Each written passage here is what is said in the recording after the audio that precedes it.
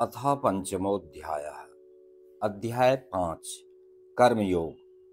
कृष्ण भावना भावित कर्म। अर्जुन उवाच सन्न्यासं कर्मणां कृष्ण पुनर्योगं च संशसि यच्छ्रेतयोरेकं तन्मे ब्रूहि सुनिश्चितम्। अर्जुन ने कहा, हे कृष्ण, पहले आप मुझसे कर्म त्यागने के लिए कहते हैं और फिर भक्ति पूर्वक कर्म करने का आदेश देते हैं। क्या आप अब कृपा करके निश्चित रूप से मुझे बताएंगे कि इन दोनों में से कौन अधिक लाभप्रद है? श्री भगवान उवाच सन्न्यासः कर्मयोगश्च निःश्रेयस्करावुभौ तयोस्तु कर्म संन्यासात् कर्म योगो विशिष्यते।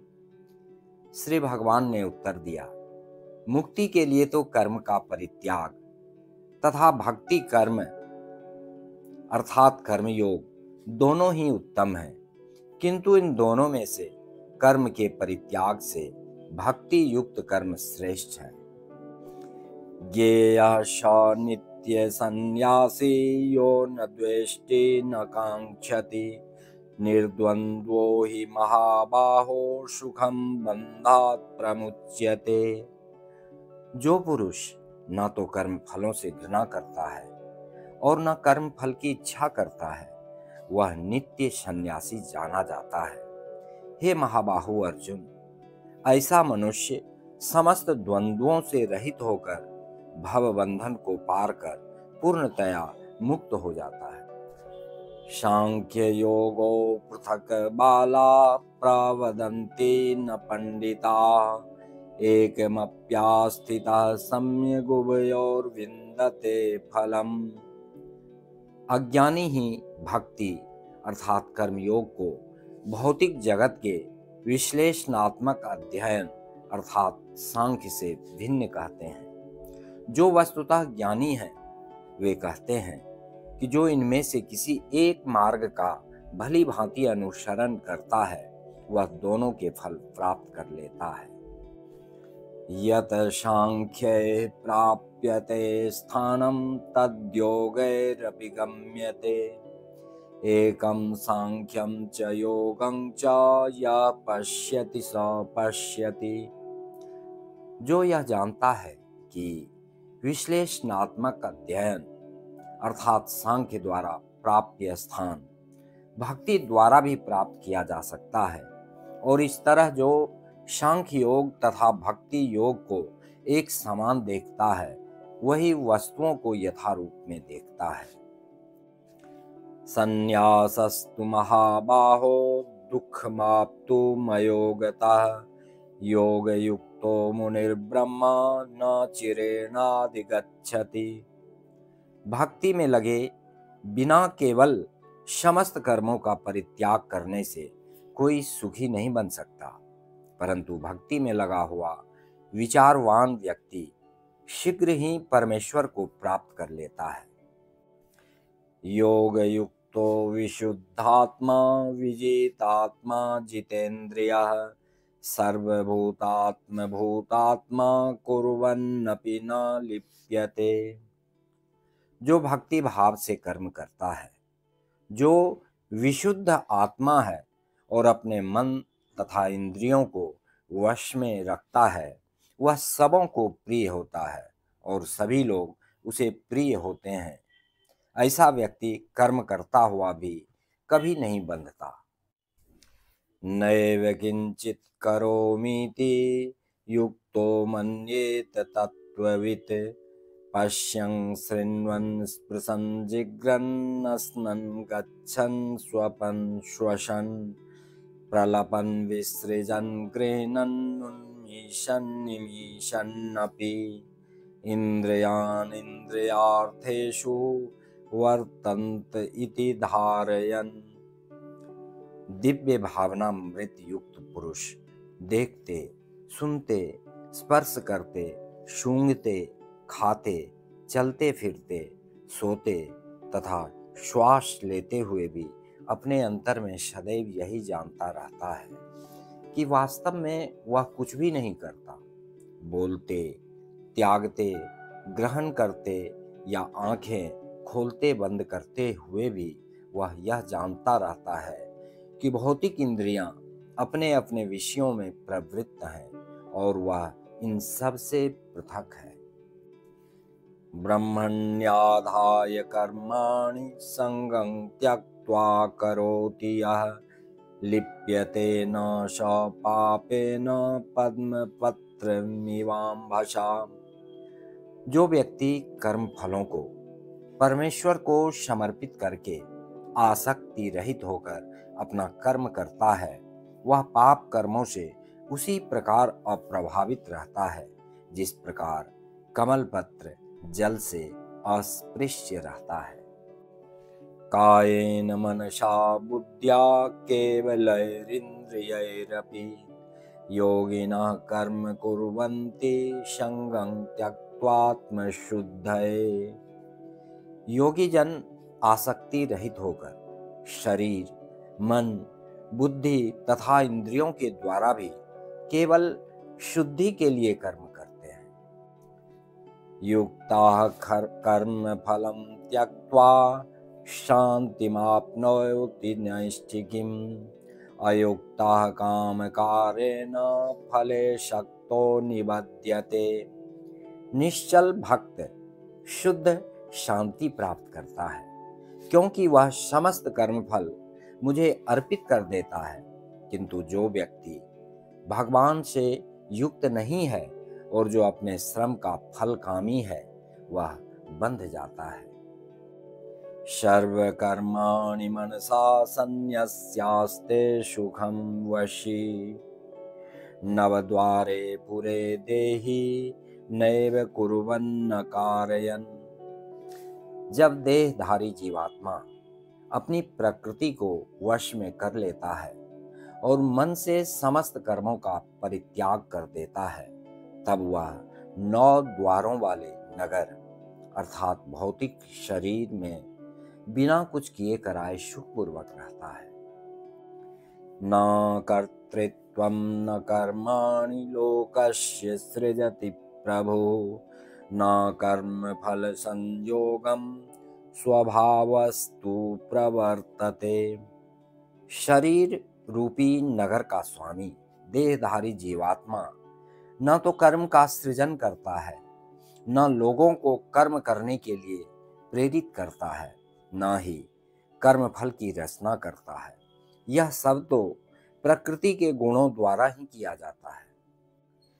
नादत्ते कस्यचित् पापं न चैव सुकृतं विभु अज्ञानेनावृतं ज्ञानं तेन मुह्यन्ति जन्तवः।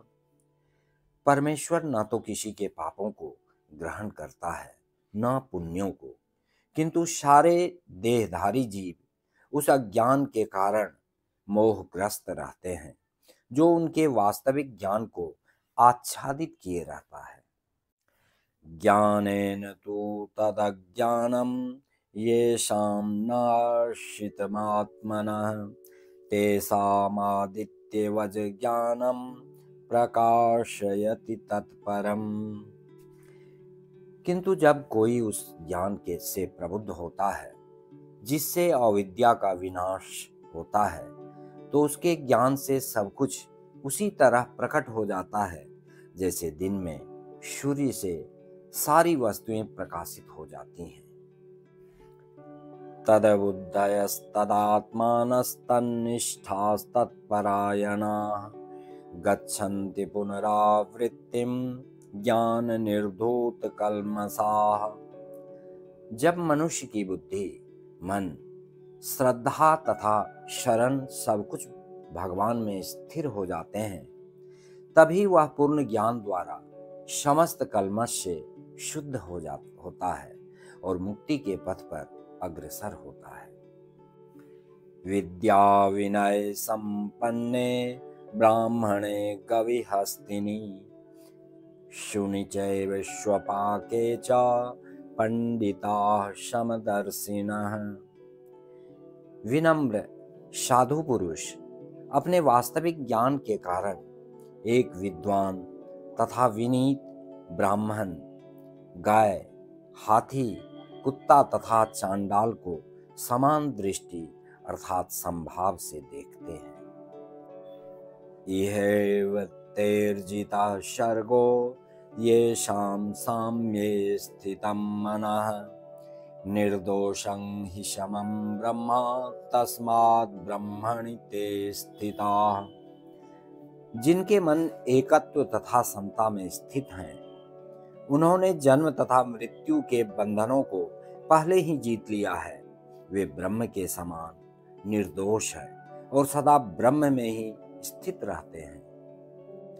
न प्रहृष्येत प्रियं प्राप्य नोद्विजेत प्राप्य चा प्रियं स्थिर बुद्धिर सम्मूढ़ो ब्रह्मविद ब्रह्मणि स्थिता। जो न तो प्रिय वस्तु को पाकर हर्षित होता है और न अप्रिय को पाकर विचलित होता है, जो स्थिर बुद्धि है, जो मोह रहित है और भगवत विद्या को जानने वाला है, वह पहले से ही ब्रह्म में स्थित रहता है। बाह्य स्पर्शेष्व शक्तात्मा विन्दत्यात्मनि यत् सुखं स ब्रह्म योग युक्तात्मा सुखमक्षयमश्नुते। ऐसा मुक्त पुरुष भौतिक इंद्रिय सुख की ओर आकृष्ट नहीं होता, अपितु सदैव समाधि में रहकर अपने अंतर में आनंद का अनुभव करता है। इस प्रकार स्वरूप सिद्ध व्यक्ति पर ब्रह्म में एकाग्र चित्त होने के कारण असीम सुख भोगता है। ये ही संस्पर्शजा भोगा दुख योनय एव ते आद्यन्तवन्तः कौन्तेय न तेषु रमते बुधा। बुद्धिमान मनुष्य दुख के कारणों में भाग नहीं लेता, जो कि भौतिक इंद्रियों से संसर्ग से उत्पन्न होते हैं। हे कुंती पुत्र, ऐसे भोगों का आदि तथा अंत होता है, अतः चतुर व्यक्ति उनमें आनंद नहीं लेता। शक्नोति हैव यः सोढुं प्राक् शरीर विमोक्षणात् काम क्रोधोद्भवं वेगं स युक्ता स सुखी नरः। यदि इस शरीर को त्यागने के पूर्व कोई मनुष्य इंद्रियों के वेगों को सहन करने तथा इच्छा एवं क्रोध के वेग को रोकने में समर्थ होता है, तो वह इस संसार में सुखी रह सकता है।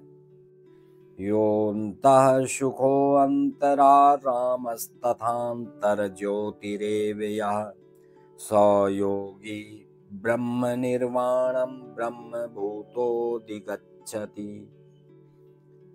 जो अंतःकरण में सुख का अनुभव करता है, जो कर्मठ है और अंतःकरण में ही रमण करता है तथा जिसका लक्ष्य अंतर्मुखी होता है, वह सचमुच पूर्ण योगी है। वह परम ब्रह्म में मुक्ति पाता है और अंततो गत्वा ब्रह्म को प्राप्त होता है। लभन्ते ब्रह्म निर्वाणं ऋषयः क्षीण कल्मषाः छिन्न द्वेधा यतात्मानः सर्वभूत हिते रताः। जो लोग संशय से उत्पन्न होने वाले द्वैत से परे हैं, जिनके मन आत्म साक्षात्कार में रत हैं, जो समस्त जीवों के कल्याण कार्य करने में सदैव व्यस्त रहते हैं और जो समस्त पापों से रहित हैं, वे ब्रह्म निर्वाण अर्थात मुक्ति को प्राप्त होते हैं। काम क्रोध विमुक्तानां यतीनां यत चेतसाम् अवितो ब्रह्म निर्वाणं वर्तते विदितात्मनाम्। जो क्रोध तथा समस्त भौतिक इच्छाओं से रहित हैं, जो स्वरूप सिद्ध आत्म संयमी हैं और संसिद्धि के लिए निरंतर प्रयास करते हैं, उनकी मुक्ति निकट भविष्य में सुनिश्चित है। स्पर्शान् कृत्वा बहिर्बाह्याश्चक्षुश्चैवान्तरे भ्रुवो प्राणापानो समो कृत्वा नासाभ्यन्तरचारिणो यतेन्द्रियमनोबुद्धिर्मुनिर्मोक्षपरायणः विगतेच्छाभयक्रोधो यः सदा मुक्त एव सः। समस्त इंद्रिय विषयों को बाहर करके दृष्टि को भौहों के मध्य में केंद्रित करके प्राण तथा अपान वायु को नथुनों के भीतर रोककर और इस तरह मन, इंद्रियों तथा बुद्धि को वश में करके जो मोक्ष को लक्ष्य बनाता है, वह योगी इच्छा, भय तथा क्रोध से रहित हो जाता है। जो निरंतर इस अवस्था में रहता है वह अवश्य ही मुक्त है।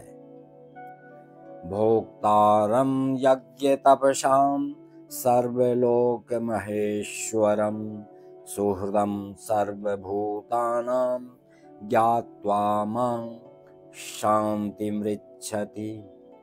मुझे समस्त यज्ञों तथा तपस्याओं का परम भोक्ता, समस्त लोकों तथा देवताओं का परमेश्वर एवं समस्त जीवों का उपकारी एवं हितैषी जानकर मेरे भावनामृत से पूर्ण पुरुष भौतिक दुखों से शांति लाभ करता है।